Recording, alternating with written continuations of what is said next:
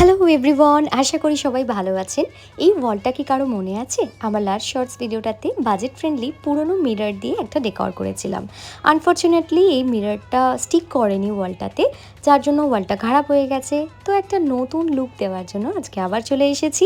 আমি ইউজ করছি একটা পুরনো বই, তার থেকে আমি কিছু পেজ এখানে নিয়ে নিয়েছি আর একটা চকলেট কালারে জল মিক্স করে একদম লাইট কালার ইউজ করলাম। সব কটা পেজেই আমি এইভাবে কালারটা লাগিয়ে নেব। যেহেতু ডার্ক গ্রিন কালারের পেন্ট করা আছে বলে আমার মনে হয় যে এই ব্রাউন কালারটা বেশ ভালো মানাবে। একটা পেজে আমি বাটারফ্লাই ড্র করে নিয়েছি আর সেটাকে কাট করে আমি এখানে Chrome rose gold colour use করেছি।